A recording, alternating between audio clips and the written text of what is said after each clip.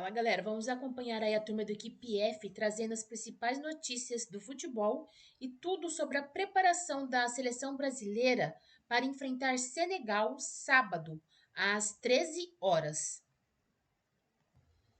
E também tudo sobre Verdão e Flamengo. Bastidores seguem quentes antes de decisões. Vamos acompanhar aí a turma do Equipe F. Ele vem arrumadão, parece que ele toma lá uma água diferente, ele vem arrumado, tem isso também. Encosta no homem. Opa! Só de passar perto do homem, ele já vem com... Ele voltou diferente. Ele volta diferente. Às vezes, ele não jogou bem esse último jogo, né, contra o Mirassol. Mas aí, quando ele volta, ele voltou na seleção... Ninguém jogou, tem razão. Ninguém. Alguns muito mal, outros mal e outros poucos regulares, mas todos, de uma forma geral, abaixo do que podem jogar. Agora, quando ele volta da seleção, ele vem com aquele perfume, rapaz, ele vem danado, hein? Ele vem danado. Ô, Pascalzinho, sim. Já saiu tua escala de sábado aí, final de semana? Já. É? O que você vai fazer sábado? Curitiba e Atlético. Opa! Temos na transmissão Será que do jogo. O Coxa vai subir? O Coxa já subiu. Os outros é que se preocupem em subir, porque o Coxa já está na Série A do ano que vem. Então a nossa... E volta com a Equipe F nesta quarta-feira, fã do esporte, agora para falar da seleção do Brasil, que no sábado enfrenta Senegal em Londres, no estádio do Arsenal, no Emirates, onde durante um bom tempo, ali na era Dunga, a primeira passagem do Dunga, era o estádio mais utilizado pela seleção brasileira. Eu cobri alguns jogos do Brasil, alguns amistosos do Brasil, lá no Emirates. Num deles, o Brasil tocou 3-0 na Argentina do Messi. Vendida para uma empresa, né, dona dos direitos. Né? Aquele gol do Kaká pegando a bola antes do meio campo, com o Messi correndo atrás dele, ele faz um golaço, ainda no princípio do trabalho do Dunga ali, 2006, visando a Copa da África do Sul. Aí ele foi a loucura, Zé. Você viu que, vovozinho, você viu que ele falou de vários jogos, você viu o único que ele lembrou, né? Claro. Entendi. Captei vossa mensagem. Entendeu? Amado mestre. Kaká era um gigante do futebol. Monstro. Como não temos mais Kaká, vamos atacar de Andrei Santos e Ederson. Na verdade, o Ederson defender, né? O goleiro da seleção brasileira e o meio-campista do Chelsea falaram hoje lá em Londres sobre o momento da seleção brasileira. O ciclo anterior foi um trabalho praticamente de 8 anos ali com o Tite, e nessa nova fase foi diferente, foi muito altos e baixos, mais baixos do que altos, com mudanças constantes de treinadores, então acho que acabou atrasando um pouco o nosso processo. Mas agora com a chegada do Ancelotti, ele tem mudado um pouco, tem trazido a mentalidade dele vencedora para os jogadores, é o pouco que eu compartilhei com ele nos dois últimos dias. Notei isso, então é muito bom trazer essa experiência dele, essa mentalidade de campeão que ele tem e todos os títulos que ele ganhou com os clubes em que ele passou, acho que é muito importante, principalmente para os garotos jovens. É claro que a concorrência é muito grande, a gente olha para o lado e vê nessa convocação Fabinho, Casemiro, Bruno, Paquetá. Eu acho que é um prazer, né? É um prazer servir o meu país, é um prazer estar com eles. Eu acho que essa troca que a gente tem é muito boa. E eles sempre são muito transparentes comigo, me ajudando desde quando eu cheguei aqui na seleção. Então acho que essa troca de experiência com o pessoal que está chegando agora, acho que nos facilita muito a desempenhar melhor o nosso papel. Aí, o Andrei Santos, concorrente a uma vaga na Copa do Mundo ano que vem. Tetra, olha aí, ó. Pelo Chelsea, na temporada ele tem 17 jogos, apenas 6 como titular, tá? Joga menos de 40 minutos por partida, tem 1 gol e 4 assistências. Leva 133 quase minutos para participar de 1 gol, seja passando, seja finalizando. Tetra, não é titular no Chelsea. Mesmo assim, para você, ele deveria estar nessa condição de brigar por vaga na Copa do Mundo? Não é a minha preferência, não é a minha primeira escolha. Assim, o Gerson, com a escolha dele de ir para a Rússia, apesar que tem jogador que está na Rússia e está sendo convocado. Eu gostaria de saber, o Gerson não está jogando muito lá, mas o Andrei também não está. Eu gostaria, sim, acho que ninguém fez essa pergunta, né, para o treinador, por que o Gerson não foi mais convocado. Para saber, eu não estou convocando porque eu não estou vendo ele jogar. Mas você está vendo o outro atleta que você convocou, que joga no Campeonato da Rússia? Não estou levando ele porque ele não está jogando muito. Mas você está levando outros jogadores que também não estão jogando muito. E quando estão jogando, não estão jogando bem. Que eu gosto muito, acho muito bom o jogador, o Andrei, o Richarlison, e ele está levando. Eu acho que ele tem jogadores da confiança dele, aquela coisa que ele tem falado, que ele está observando muito dia a dia na seleção, a interação entre os atletas, o companheirismo, a amizade, esse bom ambiente, ele também está levando muito isso em conta.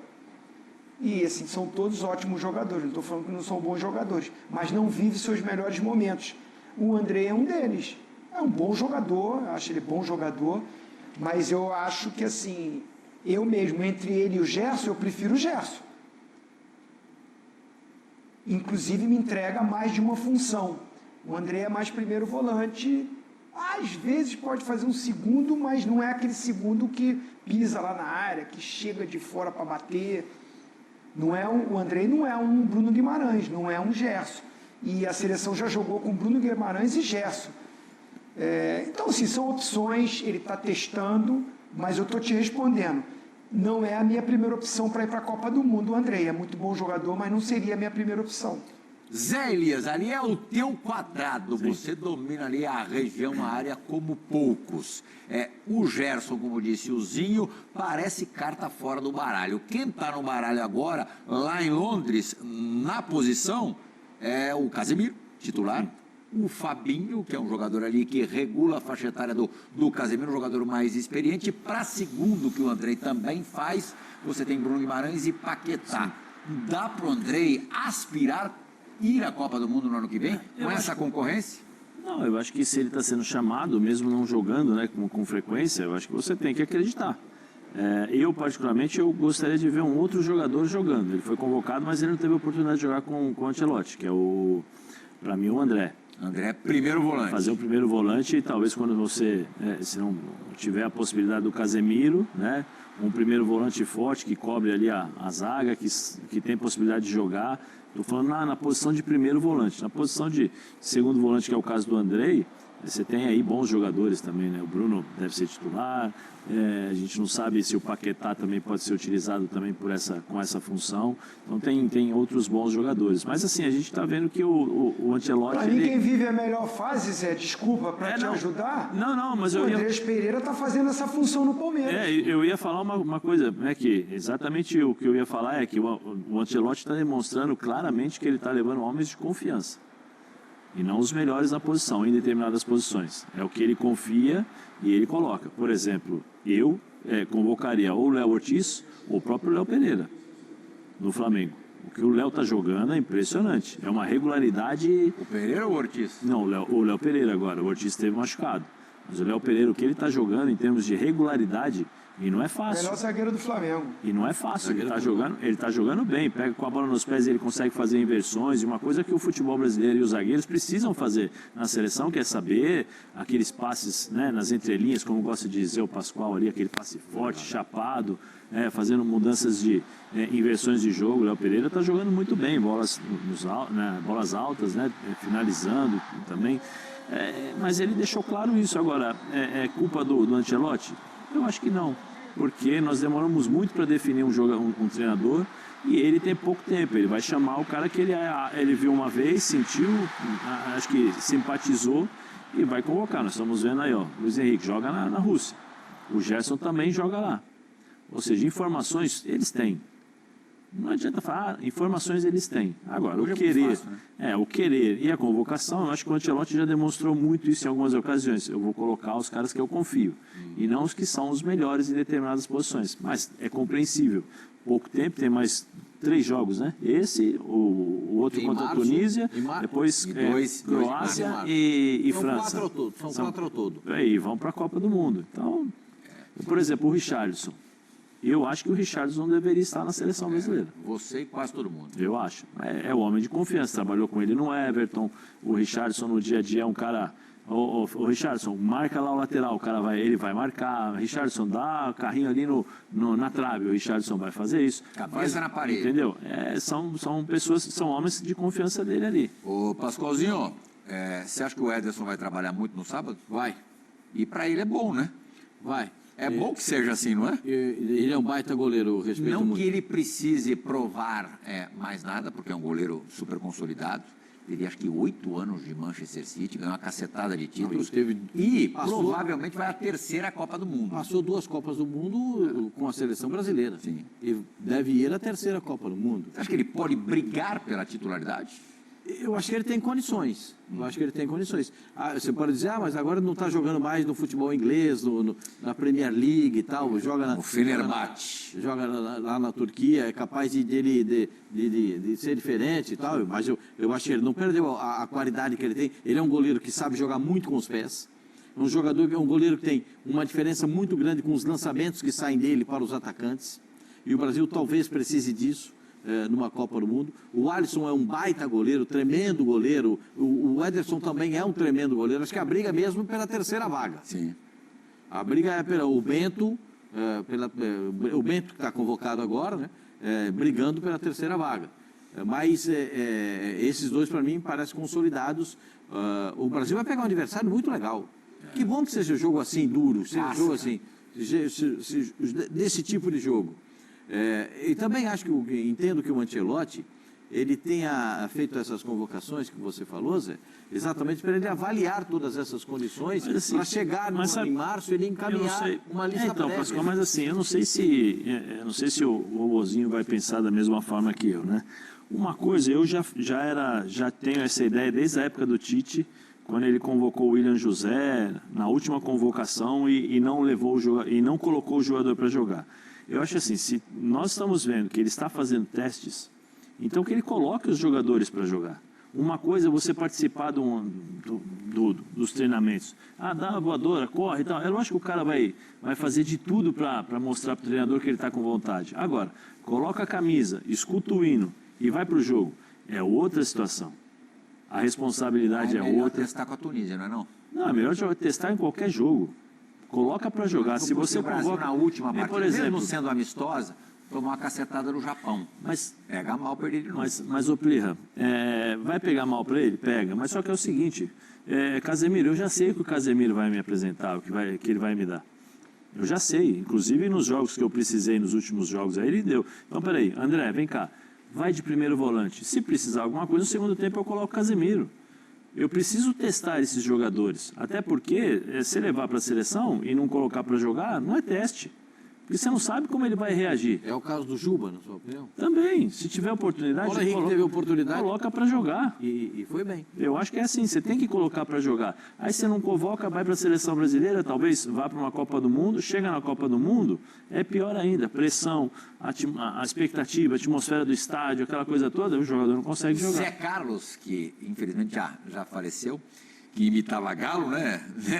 Jogava na Matonense, foi contratado pelo São Paulo. Ele praticamente estreia na seleção brasileira na semifinal da Copa do Mundo contra a Holanda. Sim. Tinha feito um jogo ali preparatório, um jogo que foi meio jogo treino antes do Mundial da França e estreou por conta do segundo cartão amarelo do Cafu contra a Holanda naquele jogo espetacular. Agora, Zinho, voltando ao goleiro, a gente vai colocar agora no ar uma tela com o número de jogos dos goleiros aí mais próximos aí para a Copa do Mundo pelos seus clubes em 2025.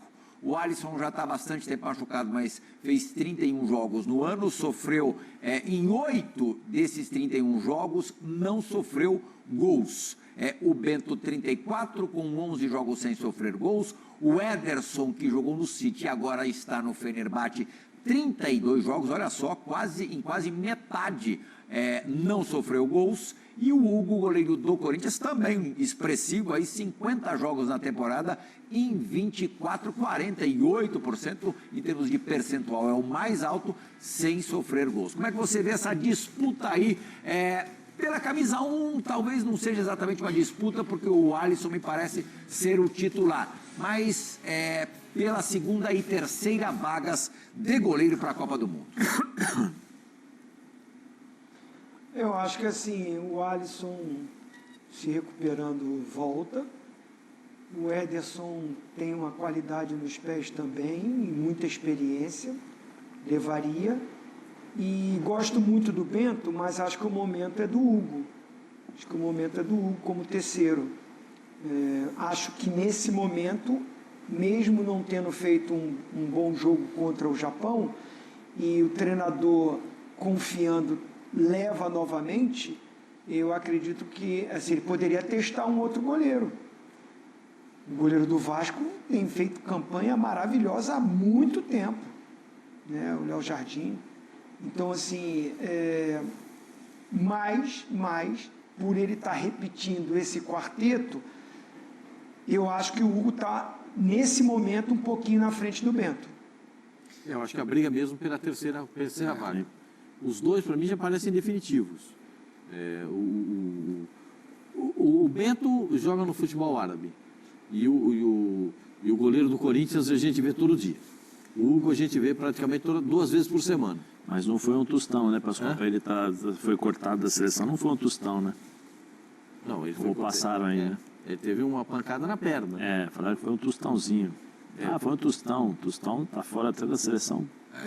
Jogador. Tá mais para euro do que para tostão, né? Hã? Tá mais para euro do que para tostãozinho. Vovozinho, aquela massagenzinha que você grita, um pouquinho de gelo e tal, e vai embora. Era com a garrafa, né? Com a garrafa, Pascoal. Garrafa. Nossa. O Luizão. Luizão.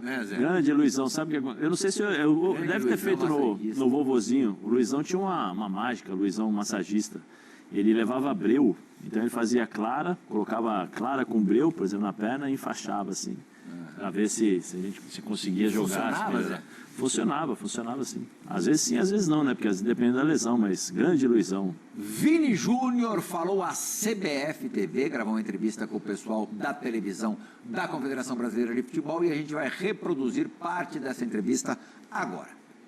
A Senegal e a Tunísia vai ser um jogo muito intenso, né? De muita força e velocidade, onde as equipes africanas se impõem muito nesse aspecto do jogo. Temos que igualar isso e fazer sobressair a nossa qualidade. Boa experiência para provar o que a gente vem treinando, né? Porque agora são apenas amistosos, onde o Mister pode provar mais jogadores, ter a tranquilidade de poder fazer o seu trabalho e a gente ganha na confiança. O Mister estamos evoluindo, estamos tendo um padrão de jogo, né? E encontrar isso até a Copa do Mundo vai ser importante. Temos poucos jogos já até a Copa do Mundo, então todo mundo tem que entrar já no clima da Copa e começar a colocar na cabeça que a nossa oportunidade está chegando. Ele tem feito o que ele fez nos outros clubes, né? Que ele passou, o trabalho que ele teve é passar confiança para os jogadores, deixar todo mundo muito à vontade para aproveitar a característica de cada jogador na sua melhor posição. Ele sempre fala para a gente que quer ver o povo brasileiro feliz, voltar o futebol que a gente sempre teve e tentar conquistar a Copa do Mundo, que é o nosso maior objetivo. Fala em felicidade, o Vini Júnior fica muito mais feliz com o Ancelotti do que com Xabi Alonso lá no Real Madrid, né, Pascoal? Sim, abre um sorriso. Hoje eu vi uma imagem de um bom tempo do Ancelotti conversando com ele reservadamente. É legal, o Ancelotti é fera mesmo, cara. O Ancelotti é fera. Porque vai lá, entendeu? Na manha do gato e tal, e consegue tirar do jogador o melhor. É a mesma situação do Rodrigo, né? Ele explicou que o Rodrigo não vivia um momento muito feliz e tal, e ele conseguiu entender os problemas do Rodrigo para colocá-lo no time dentro daquilo que ele precisava. É o mesmo do Vini Júnior. Aquela entrevista, o Zinho estava na entrevista na hora da convocação da seleção brasileira, quando ele responde que ele não é pai, ele não é parente do Vini Júnior, ele é o treinador. E ele precisa do Vini Júnior jogando. Então, ele, como treinador, foi conversar com o Vini Júnior. Às vezes o cara precisa de uma palavra, às vezes o cara precisa olhar para o treinador e saber o que o cara está querendo, o que o cara está esperando dele, e isso é muito legal. Eu também gostei da manifestação da CBF dizendo que o Ancelotti tem interesse em seguir no próximo ciclo. Porque esse ciclo da seleção brasileira, eu vou copiar o Zé Elias, né? Isso foi uma tragédia, né? Isso não foi um ciclo, isso foi uma tragédia. O Brasil ficou cambaleando, até encontrar o que deveria fazer. Então, um ciclo completo, eu acho que seria uma forma natural de dar a ele. Eu não sei se ele vai ganhar a Copa do Mundo, é muito difícil ganhar a Copa do Mundo. O Brasil está muito atrasado em termos de preparação. Quando os próprios jogadores reconhecem isso, demonstra claramente eu acho que esses 4 próximos jogos aí vão dizer muito da gente. Vão dizer muito.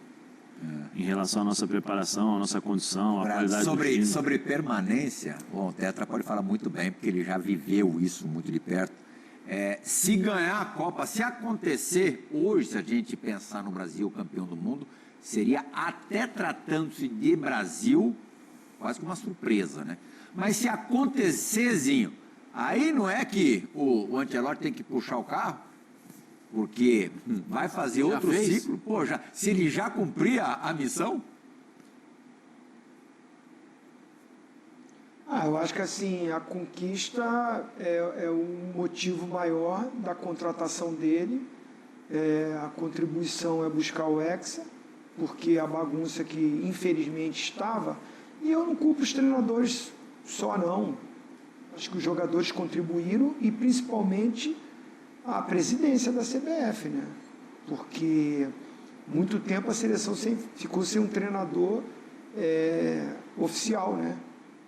O Ramon ficou interinamente fazendo a função e as trocas acontecem num momento de muita turbulência política dentro da seleção, sem um comando, isso atrapalhou bastante. O Rodrigo Caetano vem depois também, e aí depois começa a buscar treinadores, veio sequência de jogos complicados, principalmente contra a Argentina, Uruguai, Paraguai fora de casa, Colômbia. São equipes que estão, principalmente Colômbia, Uruguai e a Argentina, estão bem estruturadas, né? Repetição da mesma convocação. Então jogar com essas equipes, principalmente lá no campo deles, é muito complicado para uma seleção brasileira que estava totalmente desorganizada. E os jogadores também não correspondendo, não jogando. A cobrança era, os caras vão bem nos seus clubes na Europa, mas quando se juntam na seleção, não rendem. Eu não coloco a culpa só no treinador.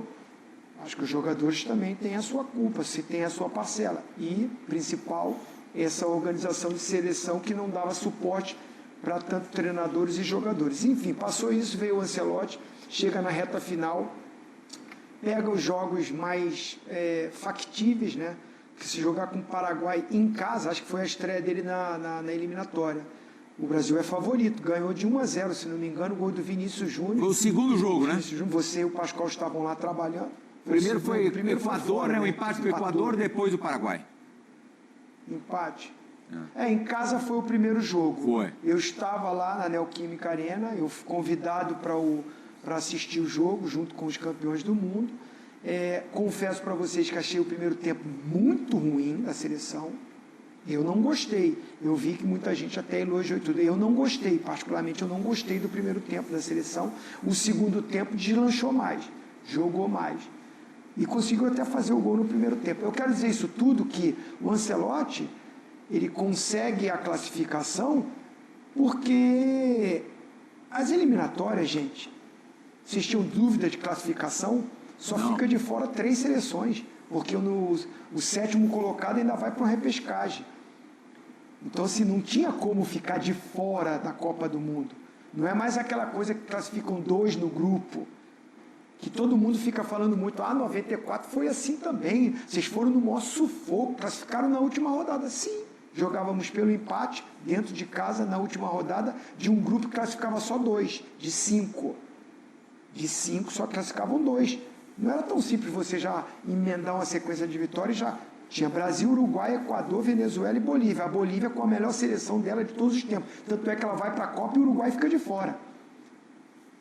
Mas a eliminatória de hoje, de alguns anos, de pontos corridos, ida e volta, que classificam 6 direto e o 7º vai para a repescagem, o Brasil ia classificar. Então, assim, nós não temos uma seleção montada ainda. Nós temos bons jogadores, mas que não se juntaram e formaram um time. O Ancelotti está buscando isso. Eu ainda não vi essa evolução que o Vinícius Júnior está falando aí. Vini vê seleção em evolução há 7 meses da Copa. Eu particularmente vejo a seleção ainda oscilando. Jogou bem contra a Coreia e jogou mal contra o Japão. A última eliminatória, a última data FIFA, estou aqui, ó, pertinho. Vocês acharam que o Brasil arrebentou, mostrou um time já montado, organizado contra o Japão? Eu não vi. Então ainda está buscando isso. Tem mais 4 jogos para ele buscar o seu grupo ideal e aí treinar um mês para a Copa do Mundo. O Brasil não entra como favorito, mas é o Brasil de bons jogadores, com uma camisa pesadíssima e com o melhor treinador para esse momento. E se ele ganha a Copa do Mundo, eu gostaria que ele permanecesse. Eu que lá atrás era um pouco assim contrário a treinador estrangeiro que não tenha um currículo para assumir ser treinador da seleção brasileira. Agora o Ancelotti não. O Ancelotti tem todo o currículo para isso, apesar que ele nunca treinou seleção. Ele treinou e foi campeoníssimo, com um currículo invejável por clubes e maravilhoso. Com a experiência que ele tem, é o cara que pode organizar esse time e as falas dele me convencem, porque ele diz, primeiro eu quero montar uma estrutura de time forte, sólido. Foi aquilo que ele cantou no meu ouvido lá na CBF. Eu quero fazer como a seleção de vocês, era organizada, para depois, com o talento individual que a gente tem, a gente buscar as conquistas. E eu acho que é por aí. Perfeito, Tetra. Temos mais 7 minutos de programa e como prometemos Flamengo e Palmeiras, vamos falar de Flamengo e Palmeiras. Como é que é aquela expressão, pau que bate em Chico? Bate em Francisco. Ontem ou anteontem, a Leila Pereira reclamou do fato do julgamento do Bruno Henrique ter sido interrompido. Aliás, vai acontecer amanhã à tarde no tribunal do STJD.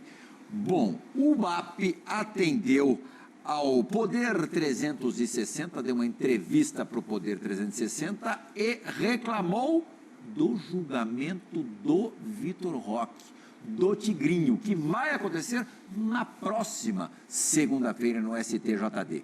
Vamos ouvir o BAP. E eu tenho plena confiança que o STJD está absolutamente preparado para tomar essa decisão, né? Seria mentira se eu dissesse aqui na frente de todo mundo que não tem um efeito de contaminação no presidente do Flamengo enquanto torcedor. Claro que como torcedor, né, que o presidente eu desejo que o Bruno Henrique seja absolvido. Mas eu entendo que existem instâncias, né, na vida exatamente para minimizar esses aspectos emocionais. E eu acredito que o STJD está absolutamente preparado e qualificado para tomar a decisão que seja melhor para o futebol brasileiro e a mais adequada no caso. Você pega o caso agora, eu poderia te dizer o seguinte, hoje, enquanto nós estamos conversando aqui, tem 33 dias que o Vitor Roque não foi denunciado, não foi pautada a audiência que vai cuidar dele. Nesse período, ele fez 6 gols, fez 4 assistências e ajudou o Palmeiras a ganhar 9 pontos, se não estou equivocado. Tá certo? Ele devia ter sido julgado antes. Eu estou certo, eu estou errado, esse é um fato. Oswaldo Pascoal, você acha que demorou muito para ser julgado o Vitor Roque? Que pode pegar de 5 a 10 jogos ser condenado? É a mesma situação do que a presidente do Palmeiras disse anteriormente, né? Ela reclamou do período em que o Bruno Henrique pôde jogar pelo time do Flamengo, enquanto não houve o julgamento. O que faz o presidente do Flamengo? Vai buscar no Vitor Roque a denúncia de 33 dias porque não foi julgado. Isso eu vou tentar explicar para vocês. O tribunal no Brasil, ele funciona como qualquer outro tribunal. O tribunal desportivo funciona como qualquer outro tribunal. Tribunal de primeira instância, o processo como é feito, as possibilidades, a entrega das provas, depois o período para que você apresente a defesa, a acusação, é como qualquer outro tribunal. Na Espanha, na Inglaterra, na Argentina, são tribunais na Confederação Sul-Americana, são tribunais de penas. Sim. Não Pena já pré-definida. A Não própria tem- Comebol é assim, né? Comebol, Comebol é assim, Sul-Americano. Não tem apresentação de todos esses fatos. Então, sai E aconteceu no domingo, julga segunda. Joga na segunda, no máximo na terça. Eu estou tentando explicar para o telespectador, para o nosso fã de esporte, como é que funciona o tribunal no Brasil. Né? Às vezes com muita lentidão, às vezes com problema, às vezes não faz reunião, às vezes adia a reunião, aquele processo que era para fazer naquele dia fica para outro, e alguém pede vista do processo, como qualquer outro tribunal. Como qualquer outro tribunal. Então, o ataque da presidente do Palmeiras é respondido pelo ataque do presidente do Flamengo. Mas isso não é porque é à toa. Porque Palmeiras e Flamengo estão disputando o Campeonato Paulista, estão disputando o Campeonato Brasileiro e vão disputar a Libertadores da América. Claro. Entendeu? É por isso que eu digo para vocês, casa que não tem pão, todo mundo grita e ninguém tem razão. Por quê? Porque isso já era para estar definido. Tanto o caso do Vitor Roque, quanto o caso do Bruno Henrique. Mas o tribunal do STJD, ele não tem poder da polícia para pedir provas e tal. É verdade, não tem.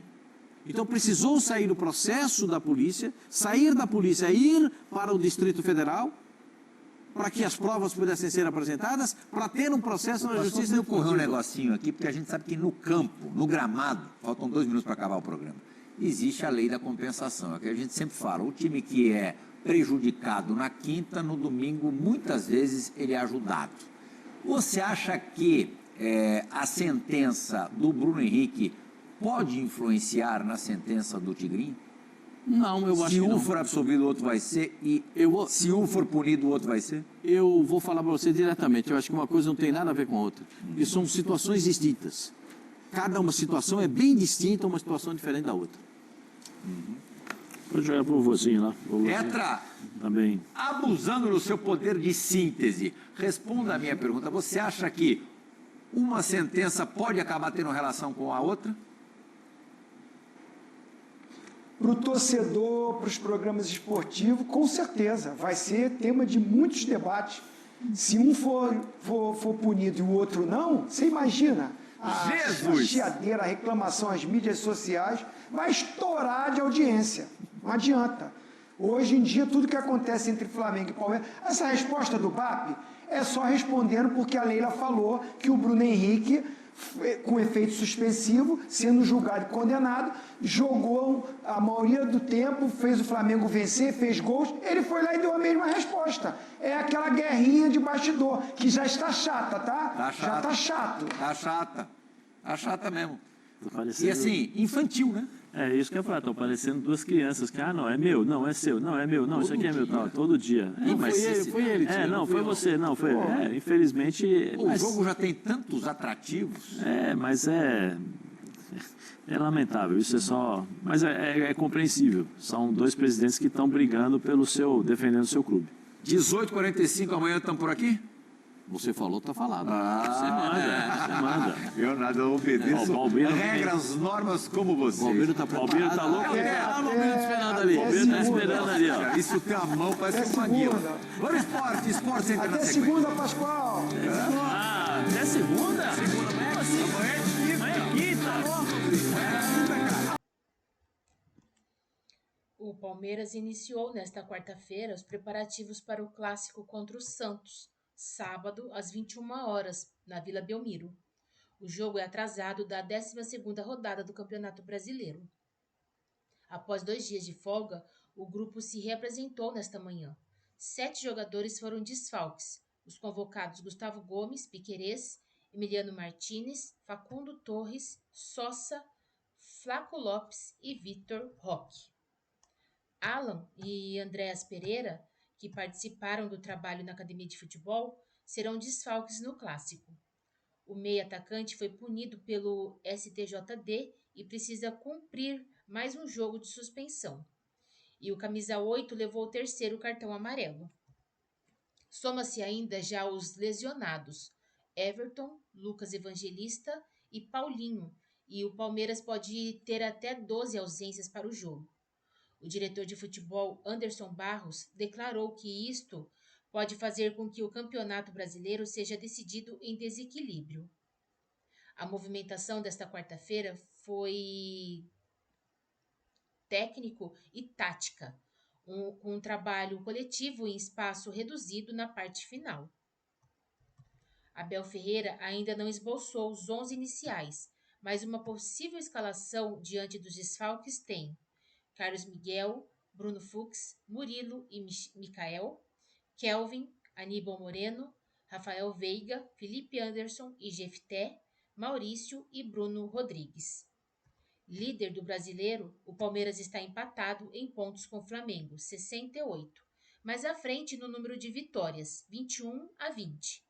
O time rubro-negro também joga nesta data FIFA, sábado, contra o Lanterna Sport fora de casa.